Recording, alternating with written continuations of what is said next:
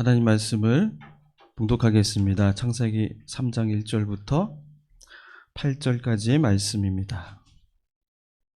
저와 여러분이 한 구절씩 교독해서 읽겠습니다.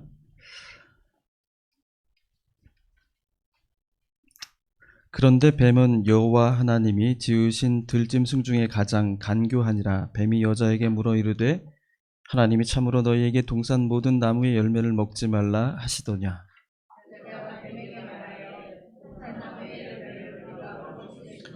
동산 중앙에 있는 나무의 열매는 하나님의 말씀에 너희는 먹지도 말고 만지지도 말라 너희가 죽을까 하노라 하셨느니라.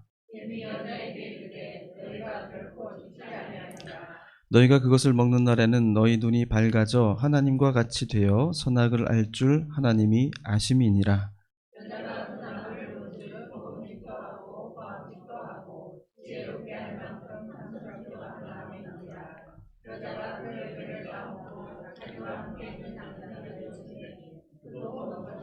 이에 그들이 눈이 밝아져 자기들이 벗은 줄을 알고 무화과 나무 잎을 엮어 치마로 삼았더라. 그들이 그날 밤 동산에 거니시는 여호와 하나님의 소리를 듣고 아담과 그의 아내가 여호와 하나님의 낯을 피하여 동산 나무 사이에 숨은지라. 아멘. 할렐루야. 옆에 분들과 인사 나누시기 바랍니다. 예, 주님의 평화를 빕니다.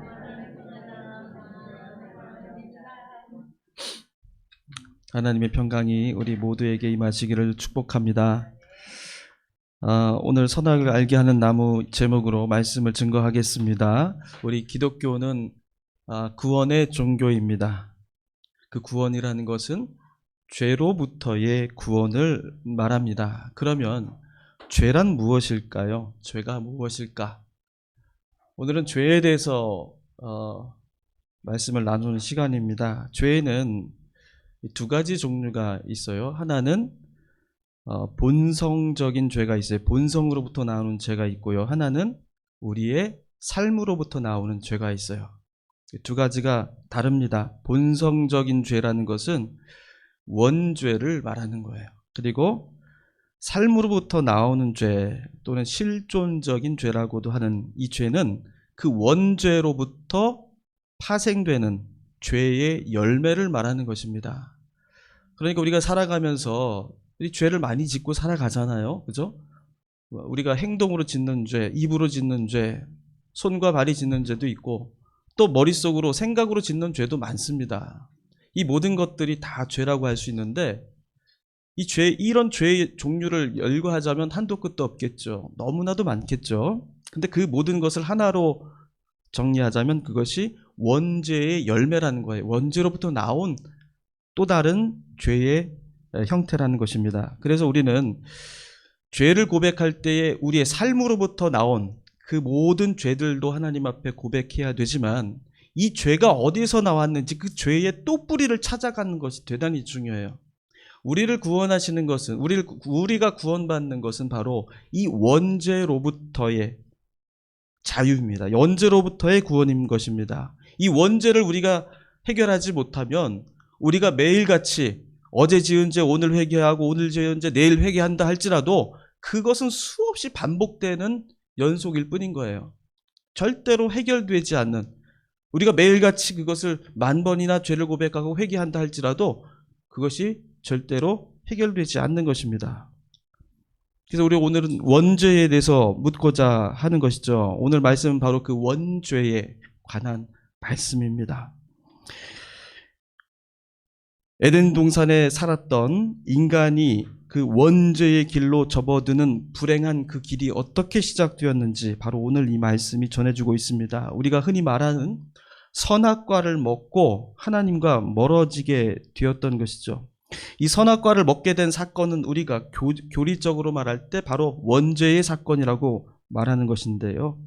인간은 태어날 때부터 죄를 안고 태어나게 됩니다. 아무리 갓 태어난 순진무구한 어린아이라 할지라도 성경은 그 아이에게도 죄가 있다라고 말하는 것이죠. 여기서 말하는 죄라는 것은 삶으로부터 나오는 죄는 아닌 것입니다. 우리의 본성으로부터 나오는 죄를 말하는 것이죠. 그 원죄라는 것은 바로 선악과를 먹은 아담과 하와의 죄를 말하는 것입니다. 그리고 그 죄는 그 아담과 하와의 죄만이 아니라 이 모든 인류, 모든 인간이라면 마땅히 가지게 되는 죄가 된다는 말입니다. 우리는 이 모든 이야기들을, 이 말씀들을 교리 교육을 통해서 잘 알고 있습니다. 그런데 우리가 아담으로부터 내려오는 죄가 있다고 하니까 그런가 하고 이렇게 생각을 하지만 자세히 생각해 보면 하와의 죄, 아담의 죄가 왜 나의 죄가 되는지 아직 잘 다가오지 않으시는 분도 있는 것 같아요. 예를 들면 이렇게 반문하는 것이죠. 첫 번째는 하나님의 선하고 인자하신 섭리가 이 죄와 맞지 않는다고 하는 것이에요. 아무리 큰 죄를 지어도 하나님은 선하신 분이잖아요. 그죠? 인자하시고 또 우리를 자녀와 같이 삼으시고 또 걱정하시는 하나님 아니겠습니까? 그런데 그 태초에 지은 인간이 지은 그 죄 때문에 모든 인류가 그 이후로 태어난 모든 사람들이 다 멸망하게 되었다라는 것이, 그 죄가 모든 사람에게 적용된다는 것은 부당하다는 것이죠. 꺼져가는 등불도 끄지 않으시고 상한 갈대도 꺾지 않으시는 하나님이신데 자식같이 손으로 빚으셔서 거기다 숨을 불어 넣으셔서 만드신 사람, 그 사람이 딱 한 번 지은 그 실수를 가지고 인류가 멸망할 때까지 그 책임을 묻겠다는 것은 하나님에게는 너무나도 어울리지 않을 뿐더러 지나치신 것이 아니냐라고 그렇게 우리가 물어보는 것입니다. 또 한 가지가 있는데요. 사람이 죄를 지은 데에는 하나님의 책임도 있지 않느냐고 그렇게 조금 더 따져 묻는 것도 있어요. 먹지 말아야 될 나무면 애초에 가운데나 두시지나 말지, 동산 주변도 아니고 동산 딱 중앙에다가 누구나 볼 수 있게 접근하기 쉽게 놓으신 것, 그건 하나님 잘못이 아니겠느냐, 이런 것입니다. 그렇잖아요. 누가 중요한 값비싼 도자기가 있으면 애들이 노는 데다가 누가 도자기를 그렇게 함부로 놓습니까? 그죠? 어디 깊숙한 데다가, 보지 않는 곳에다가 놓겠죠. 그 도자기를 아이들이 깨면 아이들만 혼납니까? 거기다 논 어른도 같이 책임을 물어야 한다는 거예요. 자, 이 선악과에 관한 이야기는 바로 이러한 질문들을 가지고 있습니다. 이런 질문들이 참 불경하고 믿음 없는 질문 같아 보여서 잘 질문하기가 어려웠어요. 그래서 안 묻고 그냥 믿는 쪽을 선택하는 경우가 많았습니다. 그런데 사실은 정말로 물어야 될 질문이었어요. 그리고 정말 중요한 질문입니다. 이걸 물어야 우리의 신앙의 토대가 단단해지는 것입니다. 그런데 묻기는 하되 답을 찾지 않으면 그건 불신앙으로 넘어가는 일이에요. 그러니까 물어야 돼요. 그리고 답을 찾아야 합니다. 이렇게 묻는 것입니다. 그래서 왜 우리는 죄인인가? 다시 한번 이렇게 묻는 거예요. 왜 죄인일까, 우리는? 그 선악과가 왜 우리를 죄인으로 만든 것일까? 그에 대한 그 물음에 대한 답은 있죠. 불순종이다. 하나님의 말씀에 순종하지 않았다. 뱀의 유혹을 따랐다. 그래서 우리는 그 불순종의 죄라고 그 원죄를 설명하곤 했습니다. 하나님 명령에 따르지 않은 그 불순종의 죄가 바로 원죄라고 설명하는 것이죠. 틀린 말은 아닙니다. 그런데 여기서 우리가 멈추면 선악과가 의미하는 더 중요한 하나님의 말씀의 뜻을 우리가 그냥 지나쳐버리게 되는 것입니다. 선악과는 먹으면 안 된다고 하셨는데 왜 그 명령을 우리에게 주셨는가? 그 명령을 주신 이유가 무엇인가? 그 명령이 뜻하는 바가 무엇인가까지 우리는 물어야만 우리의 원죄가 무엇인지를 알 수가 있는 것입니다. 아담과 하와가 먹었다는 그 열매를 선악과라고 부르곤 했지만은 우리가 정확히 얘기하자면 선과 악을 알게 하는 나무의 열매입니다. 이게 정식 명칭이에요. 창세기 2장 17절에 그렇게 나와 있어요. 선악을 알게 하는 나무의 열매는 먹지 말라, 이렇게 되어 있죠. 선악과는 먹을 수 없는 금지의 영역이라는 것입니다. 그러면 왜 하나님은 금지된 먹을 수 없는 선악과를 하필 동산 한복판에 두신 것일까? 우리를 시험하시려고 덫을 놓으신 것일까? 그렇지는 않다라는 겁니다. 우리가 그걸 두 가지로 그 뜻을 살펴보려고 합니다. 첫 번째로 선악과는 우리에게 참 자유를 주시는 은총의 나무입니다. 다시요. 선악과는 우리에게 자유를 주시는 은총의 나무이다. 하나님은 하나님의 형상으로 창조하셨죠.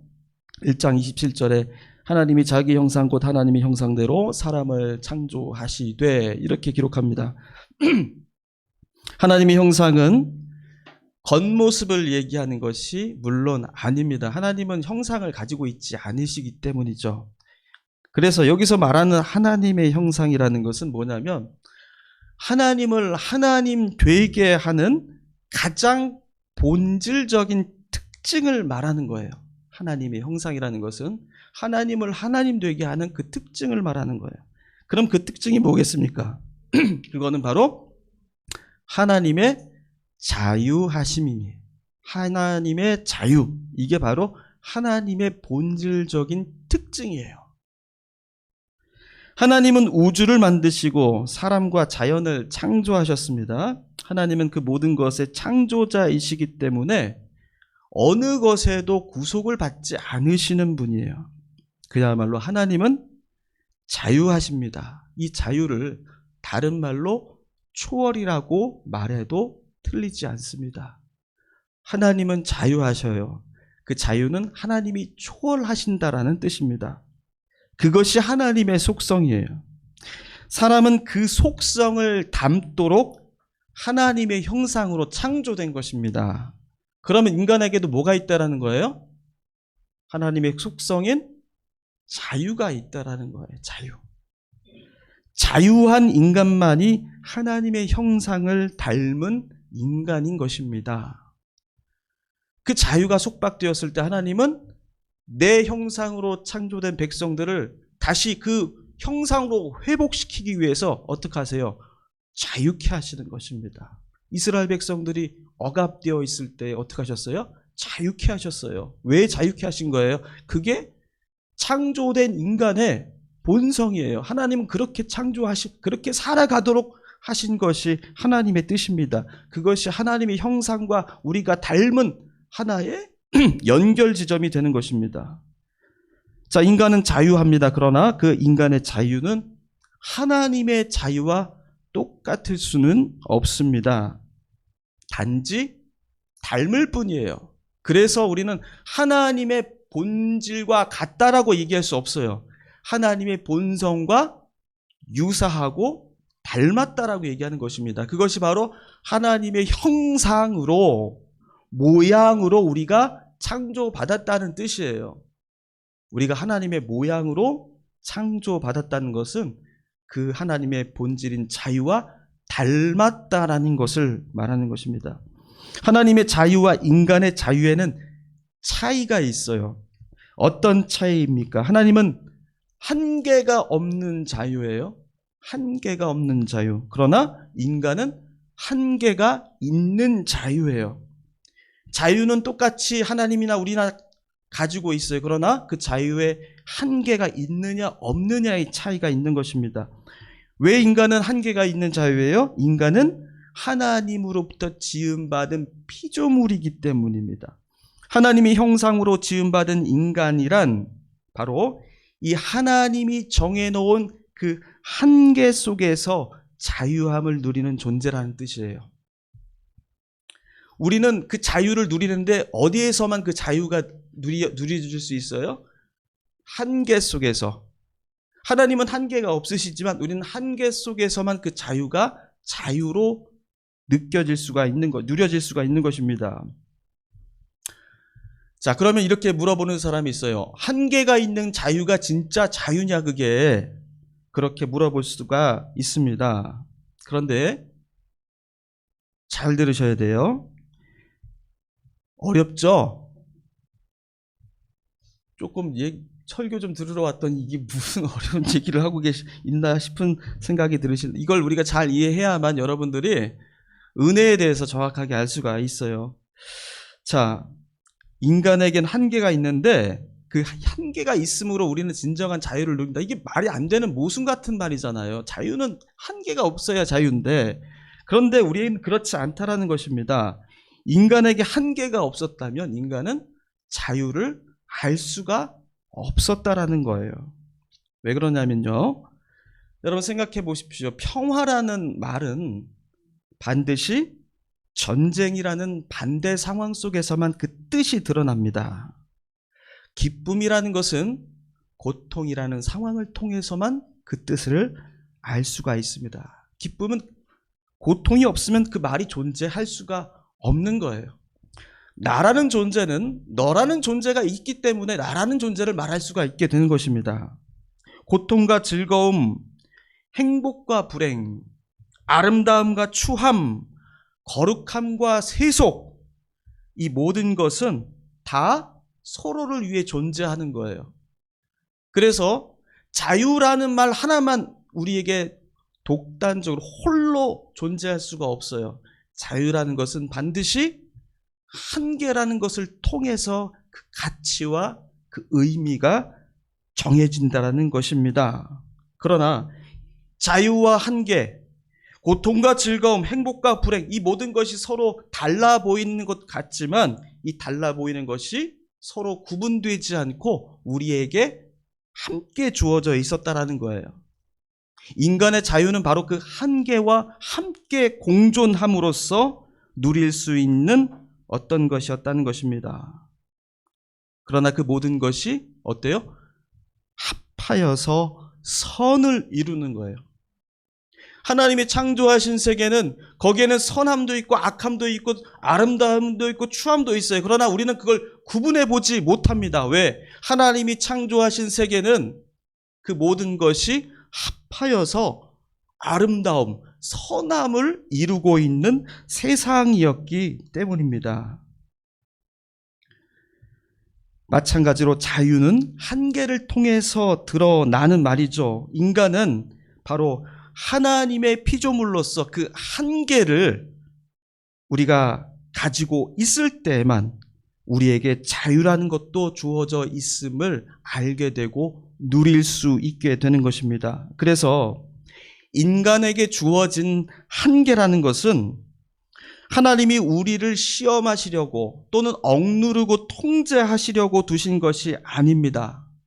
오히려 우리에게 그 한계가 없었다면 우리들은 그 자유의 뜻을 알지도 못했고 그 주신 그 자유를 한껏 누리지도 못했을 것이라는 것입니다. 그렇다면 동산에서 금지된 이 선악과는 바로 하나님과 닮은 자유의 형상이라는, 우리 인간이 바로 하나님과 닮은 자유의 형상을 입은 존재라는 것을 알려주시기 위해, 그걸 누릴 수 있도록 하시기 위해 우리에게 주셨다라는 것이에요. 그것이 바로 선과 악을 알게 하는 나무의 정체입니다. 이 선악과는 먹어서는 안 되는 금지의 영역이고 한계선이죠. 이 한계선이 중앙에 있는 것을 보면서 아담과 하와는 우리가 하나님의 피조물로서 하나님과 닮은 그 자유를 얻었고 동산의 모든 것을 누릴 수 있는 그 기쁨을 가진 존재라는 것을 알았다라는 거예요. 그래서 에덴 동산 할 때 그 에덴이라는 말이 무슨 말이냐면 기쁨이란 뜻입니다. 기쁨. 우리는 그 모든 자유를 기쁨으로 한계 속에서 누릴 수 있었다는 거예요. 금지된 나무 열매가 없었다면 사람은 자유를 알지 못했고 그 자유를 감사로 기쁨으로 온전히 누리지 못했다는 것입니다. 그래서 선악과는 한계이지만 금지이지만 동시에 우리에게는 뭐예요? 은혜인 것입니다. 은혜로 주어진 거예요. 그러면 그 에덴 동산에서 한계 속에서 인간이 누렸던 그 자유란 어떤 자유의 모습을 말하는 것인가? 성경은 뭐라고 말하고 있는 것인가? 이걸 한번 보도록 할게요. 그 자유는 첫 번째로 돌보는 자유예요. 2장 15절에 보시면 이렇게 나와 있어요. 같이 읽어볼게요. 여호와 하나님이 그 사람을 이끌어 에덴 동산에 두어 그것을 경작하며 지키게 하시고, 경작하고 지키게 하셨다고 했는데, 이 경작하고 지키시다 할 때 경작은 히브리 말로 돌보다라는 뜻입니다. 돌보다. 그러니까 하나님은 우리에게 그 한계 상황 속에서 자유를 마음껏 누리게 하셨는데, 그 자유는 어떤 자유예요? 내가 누구를 해하고 내가 착취하고 강제로 억압하는 자유가 아니라 돌보는 자유래요. 돌보는 자유. 두 번째로는 서로 돕는 자유를 주셨습니다. 2장 18절을 읽어보겠습니다. 여호와 하나님이 흙으로 여호와 하나님이 이르시되 사람이 혼자 사는 것이 좋지 아니하니 내가 그를 위하여 돕는 배필을 지으리라 하시니라.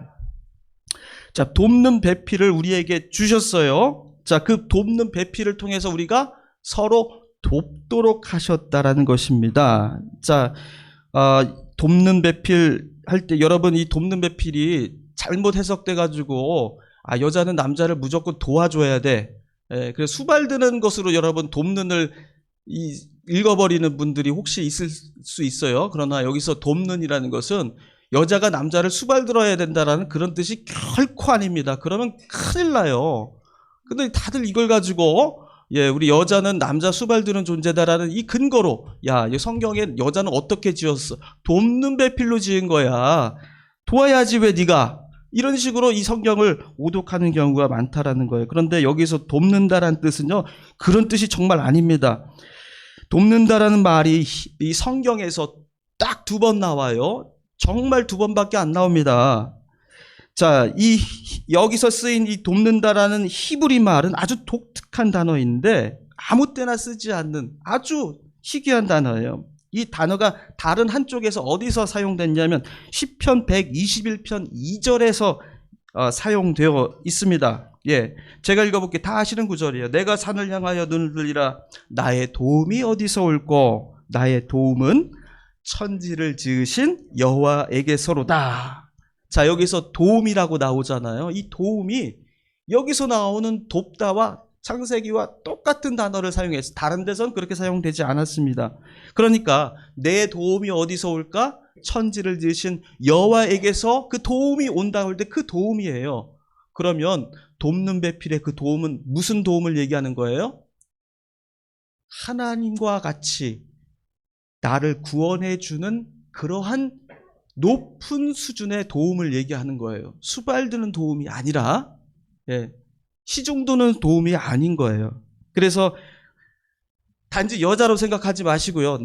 다른 사람, 나와 다른 내 곁에 있는 다른 사람은 바로 나에게 도움을 주는데, 그 도움이라는 것은 바로 나에게 구원을 주는 그런 구원적인 존재라는 사실을 바로 말씀하고자 하는 것입니다. 자, 세 번째로는 서로 나눌 수 있는 자유를 주셨어요. 나눌 수 있는 자유. 2장 22절에 이렇게 되어 있습니다. 같이 읽어볼게요. 여호와 하나님이 아담에게 주하신 그 갈빗대로 여자를 만드시고 그를 아담에게로 이끌어 오시니. 자,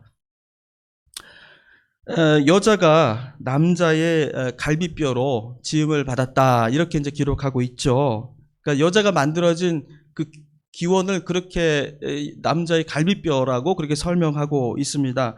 이것도 앞에 있는 것과 비슷한 어떤 오해가 많았죠. 여자는 어디서 나왔어요? 남자에게서 나왔어요. 그러니까 남자가 위에요, 여자가 위에요? 똑같아요? 아니, 남자가 위죠. 우리 또 이 수준이 또 우리 해림교회는 다르기 때문에 잘 안 넘어가시는데, 이제 흔히들 남자의 뼈에서 여자가 나왔으니까 남자로 만들어진 거잖아요. 그죠? 여자는. 그래서 옛날 그 위대한 신학자들조차도 여자를 뭐라고 표현했냐면 남자가 되지 못한 미완성의 인간이라고 그렇게 여자를 정의를 내렸었어요. 말도 안 되잖아요. 그렇죠? 그런데 그 말도 안 되는 근거들이 다 성서에서 잘못된 해석으로 나왔다라는 것입니다. 자, 여기서 그러면 뭐냐? 하나님께서 갈빗대로 여자를 만드셨다라는 건 무슨 뜻일까? 고대 히브리 사람들은 이렇게 고백을 했습니다. 피가 뭐 고백이 아니고 지금도 그렇게 알고 과학적으로 맞는 사실이죠. 피가 어디서 나옵니까? 뼈에서 나와요. 그렇죠? 그러면은 이 히브리인들이 생각하는 피라는 건 뭐냐면 생명을 상징하는 말이에요. 생명입니다. 그래서 피를 먹지 말라고 했던 그 율법의 계명들은 뭐냐면 생명을 죽이지 말라라는 뜻이에요. 그리고 이 아담에서의 담자는 불다라는 뜻이에요. 불다라는 건 피를 의미하는데 피는 생명을 의미하는 것입니다. 그래서 아담은 곧 생명을 의미하는 거예요. 그래서 뼈에서부터 여자를 만들었다라는 것은 남자의 존재로부터 여자가 나왔다라는 것이 아니라 그 생명을 서로 나누는 관계가 되었다라는 것을 말하는 거예요. 사람과 사람, 남자와 여자, 사람과 사람은 생명을 함께 나누고 함께 생명을 살아가야 되는 존재라는 것. 이것이 바로 하나된 관계를 말하는 것이죠. 이게 바로 성경 창세기가 말하는 한계 안에서 자유를 누리고 살아가는 존재가 누리는 그 자유의 모습이었어요. 에덴 동산에서 하나님이 형상으로 자유를 누리는 사람에게 주어진 자유라는 것은 첫 번째로 돌보는 자유, 돕는 자유, 나누는 자유야. 생명을 나누는 자유였다는 것입니다. 태초의 사람은 이런 사람이었어요. 이게 우리의 모습이었습니다. 이들은 선악과를 통해서 이 은혜를 누릴 수 있었던 것입니다. 그런데 이 은혜를 잃어버리게 된 것도 다름 아닌 선악과 때문이었다는 것이죠. 아담과 하와는 이 선악과를 먹음으로써 하나님의 형상을 잃어버리게 되었습니다. 그 말은 자유를 잃어버리게 되었다는 것입니다. 자유를 잃어버린 인간은 생명이 흐르는 기쁨의 땅에서 나와 죽음과 고통의 땅으로 쫓겨나게 되었습니다. 자유를 누렸고 그 안에서 돌보고 돕고 나누는 그 자유, 그것이 이상하지가 않아. 하려고 해서 했던 것이 아니라 그 자유를 누리게 되면 당연히 돕고 돌보고 나누는 그 자유가 스스로 발산되는 그런 사회, 그런 세상에 그대로 살았던 그 아담과 하와는 그 모든 자유를 잃어버리게 되었어요. 이제는 그런 일들이 하고 싶지 않은 일들이 되었어요. 하고자 노력해야만 하는 의무로 주어졌습니다. 그것이 다른 말로 율법으로 주어지게 되었다는 거예요. 쫓겨난 세상에서는 그 모든 선한 일들을 의무로 해야 되는, 그래도 지킬 수 없는 그러한 강제적인 일들이 되었다는 것입니다. 자유로 살지 못하게 된 것이에요. 왜 그렇게 된 것입니까? 선악과를 침범하여 그 열매를 먹었다라는 것이 도대체 무슨 뜻이길래 왜 우리는 그런 존재가 된 거예요? 왜 자유를 잃어버리게 된 것이에요? 여기서 선과 악이라는 말의 뜻을 한번 살펴보겠습니다. 선이라는 말은 히브리 말에서 유익한 것을 말하고요. 자, 유익하다. 네, 창세기에서 하나님께서 세상을 지으시고 하나님 보시기에 참 좋았더라 할 때 이 좋았다라는 말이 바로 이 선이에요. 선악과의 선, 토부와 같은 뜻입니다. 하나님이 만드시고 보시기에 좋은 세상, 그것이 바로 선한 세상이죠. 그러면 반대로 악이란 무엇이냐? 악은 나쁜 것, 해로운 것, 불행하게 하는 거예요. 자, 이 악이라는 것을 여러분 성경 어디서 볼 수 있냐면 출애굽하고 나서 홍해를 건너 나와서 그들이 처음 당도한 우물이 하나 있어요. 그 우물의 이름이 뭐였어요? 마라의 쓴물이라고 불렀어요. 그 마라의 라자가 바로 악이에요. 악. 그러니까 쓴 물이 쓰다라는 뜻을 가지고 있어요. 이 악이란 말은 쓰다라는 거, 우리에게 쓴 것들, 우리를 불행하게 하고 불편하게 하고 우리를 기분 안 좋게 만드는 것, 그 모든 것을 악이라고 말하는 것입니다. 그래서 선과 악을 알게 하는 나무라는 것은 나에게 좋은 게 뭐고 나쁜 것이 무엇이냐를 판단하는 그 지식을 갖게 만드는 나무라는 뜻입니다. 나를 이롭게 하고 해롭게 하는 것이 무엇인지 판단하는 나무, 그것이 바로 선악과의 정체였다는 것이에요. 따라서 선과 악을 알게 하는 나무의 열매를 먹는다는 것은 처음에는 그것이 태초의 아담과 하와에겐 그것이 구분되지 않고 서로 하나가 되어서 합하여서 선을 이루고 있었는데 그것을 먹게 된 인간은 그것이 어떻게 된 거예요? 분리가 되기 시작한 거예요. 선과 악이 합하여서, 자유와 한계가 합하여서 선한 세상들을 우리에게 선사해 줬는데, 이제는 그 열매를 먹음으로써 분리가 되기 시작한 것입니다. 그 기준이 우리 모두 각자에게 각각 하나씩 다 생기게 되었다라는 것입니다. 인간에게는 버릴 것 없고 다 아름다운 세상이었어요. 그러나 이제 그 눈을 갖게 된 이상 이 세상은 저마다 내가 좋아하는 세상, 내가 싫어하는 세상, 내가 좋아하는 사람, 내가 싫어하는 사람으로 구분되게 된 것입니다. 이러한 구분된 세상 속에서 우리가 누렸던 자유는 이제 사라지고, 이제는 원망과 질투와 정죄와 싸움이 일어나기 시작합니다. 그 모습을 이렇게 그리고 있어요. 첫 번째로 아담과 하와가 선악과를 먹은 후에 나타난 증상이 세 가지가 있는데요. 자, 여기서 하와와 아담 간의 논쟁이 시작됩니다. 누가 먹으라고 했느냐? 나는 네 때문에 먹었다. 서로 말싸움을 벌이게 됩니다. 아담은 하와에게 그 책임을 떠밀죠. 그런데 이 사람이 둘은 처음에 어떤 관계로 지음받았다고 그랬어요? 돕는 배필이었어요. 그걸 자유로 느꼈던 사람들이었습니다. 그런데 이 열매를 먹은 이후로 이 돕는 사람들은 나를 유혹하는 자, 나를 정죄하는 자로 바뀌어버리게 된 것입니다. 두 번째 증상은 뭐예요? 하와도 그 책임을 혼자 당하고 있지 않아요. 하와는 그 책임을 뱀에게 떠넘깁니다. 13절에 보시면 여호와 하나님이 여자에게 이르시되 내가 어찌하여 이렇게 하였느냐? 여자가 이르되 뱀이 나를 꿰물어 내가 먹었나이다.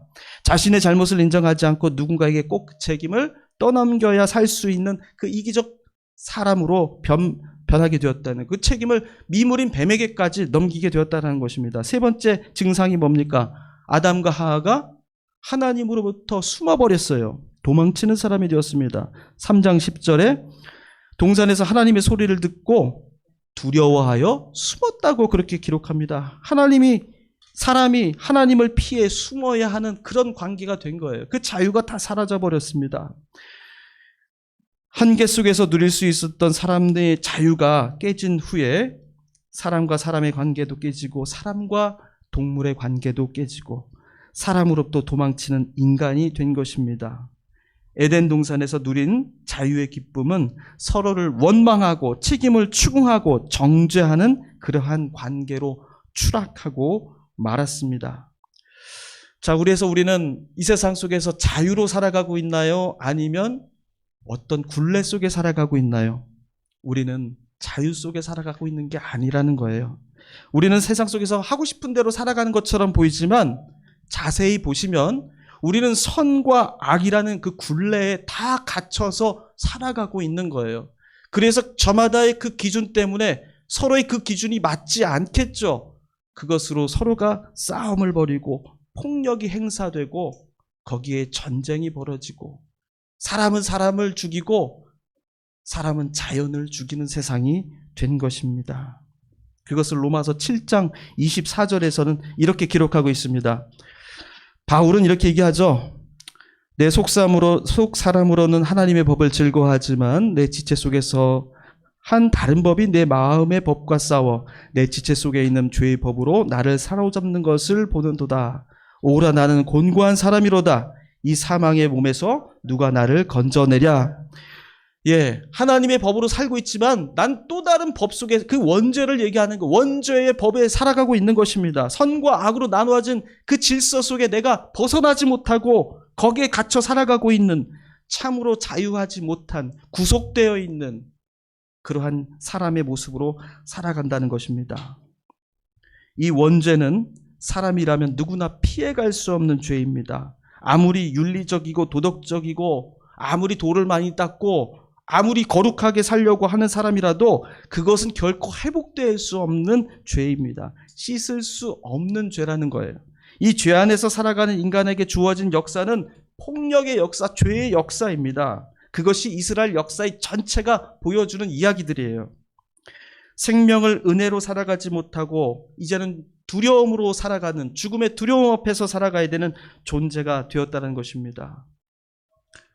이제 우리는 이 거부할 수 없는 원죄, 이 원죄 속에 살아가는 사람들이라는 사실을 우리가 먼저 시인하고 우리가 고백할 수 있어야 합니다. 이 죄 때문에 사람들은 좋은 것만 찾고 입에 단 것만 찾고 편리하고 성공하는 길만 쫓아가려 합니다. 그것이 선이라고 믿기 때문이죠. 반대로 그와 다른 것, 실패와 고통과 아픔과 그 모든 것, 나를 침범하고 있는 그 모든 것들을 다 적으로 간주하고 그들과 대결하려 합니다. 믿는 사람이나 그렇지 않은 사람이나 같아요. 믿는 사람들도 구하는 것 대체로 이런 것들이잖아요. 예수님의 이름으로 구하는 것들이 나의 편리와 만사 형통을 구하고 있는 것 아니겠습니까? 내가 선이라고 하는 것을 달라는 거 아니겠습니까? 악이라고 하는 것은 치워달라는 거 아니겠어요? 하나님의 뜻이고 뭐고는 두 번째 기도 아니었습니까? 선악의 눈으로 어떻게 하나님의 뜻을 우리가 구할 수가 있겠습니까? 선악의 눈을 가진 우리는 어떻게 그러면 믿어야 하겠습니까? 그것은 내가 선악의 기준에서 벗어날 수 있다는 교만부터 우리는 버려야 해요. 내가 열심히 믿어서 의롭게 될 수 있다는 그 열심의 신앙부터 버려야 합니다. 열심은 우리를 구원하지 못합니다. 교회는 뭔가 열심히 해서 하나님 앞에 공적을 쌓는 것이 아닙니다. 신앙생활 열심히 하는 내 노력을 보시고 하나님이 감동하셔서 내게 뭔가를 주시겠거니 하며 기대하는 것이 결코 아니죠. 뭐가 우선입니까? 내가 씻을 수 없는 죄를 가지고 살아가는 존재라는 사실을 먼저 인정하고 고백하는 게 첫 번째예요. 그 고백이 있어야만 은총이라는 것이 성립될 수 있습니다. 내 죄가 주홍같이 붉을지라도 희게 하여 주시는 그 은혜는 죄책에 대한 고백으로부터, 죄에 대한 고백으로부터 시작되는 것입니다. 하나님이 나를 의롭게 하신다. 여러분, 그게 어디서 나타나는 거예요? 죄책 고백에서 시작이 되는 거예요. 죄책 고백이, 죄의 고백이 하나님의 은총의 시작이고 나를 의롭게 하신다라는 의화, 칭의의 시작이라는 것입니다. 첫 아담의 죄로 우리는 죽은 삶을 살아가고 있습니다. 그런데 그 생명을 얻게 되는 길이 우리에게 은혜로 주어졌어요. 그 길은 바로 예수 그리스도 안에 있는 길입니다. 고린도전서 15장 22절 말씀을 함께 읽어보겠습니다. 아담 안에서 모든 사람이 죽은 것 같이 그리스도 안에서 모든 사람이 삶을 얻으리라. 아멘.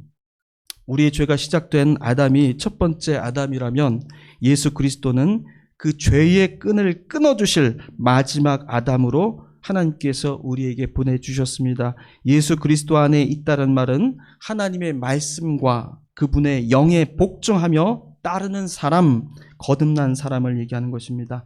영 안에 살면 거듭나게 되고 내 판단 기준, 내 선과 악의 그 모든 감옥으로부터 벗어나서 좋고 나쁜 선악의 세계에서 빠져나오게 되고 하나님의 결단과 결정 속에 내가 살아가게 되는 거예요. 하나님이 주신 모든 것이 다 거룩한 것이고 선하고 유익한 것이 되는 것입니다. 예수 그리스도 안에 내가 살기를 기도해야 하겠습니다. 성령께서 나를 주장하셔서 예수께서 내 눈이 되어주시고 내 머리가 되어주셔서 내 모든 판단의 주인이 되어주시기를 여러분 간절히 기도하시기를 바랍니다. 좋은 것이 내게 좋은 것이 아니라 어떤 게 좋은 거예요? 하나님이 내 삶을 주관하여 주시는 가운데 주어지시는 것은 어떤 것이라도 다 좋은 것이다. 여러분, 이렇게 우리가 믿는 믿음이야말로 참으로 성숙한 믿음이고 하나님이 원하시는 믿음입니다. 우리 앞으로 기도하실 때 좋은 것, 내가 정말 갖고 싶은 게 있는데 주님 제발 주세요 하고 믿습니다 하지 마시고요. 여러분, 정말 더 성숙한 기도를 드리시기를 바랍니다. 주님의 눈으로 하나님이 나를 주관하여 주시는 그 능력으로 주님 앞에 구할 때에 주님 그렇게 주어주시는 나의 삶을 나는 감사로 누리겠습니다. 자유로 누리겠습니다. 불평하지 않고 쓰다 말하지 않겠습니다. 그 모든 것을 하나님의 것으로 받들고 그것을 자유함으로 섬기겠습니다. 이렇게 주님 앞에 기도할 수 있고 또 고백할 수 있는 여러분 되시기를 축복합니다. 기도하겠습니다. 은혜로우신 하나님, 이 세상에 우리가 죄인의 모습으로 살아가지만 예수 그리스도를 통해서 우리에게 구원의 길을 열어주셨습니다. 예수 그리스도의 복음을 따라 주님 그 믿음을 따라 살아가게 하시며 이 세상에 주어지는 온갖 편견과 그 모든 굴레를 벗어나 참으로 주님 안에서 자유함을 얻고 살아갈 수 있는 구원받은 주님의 백성들로 주님 인도하여 주시옵소서. 이 모든 기도를 예수 그리스도의 이름으로 기도하옵나이다. 아멘.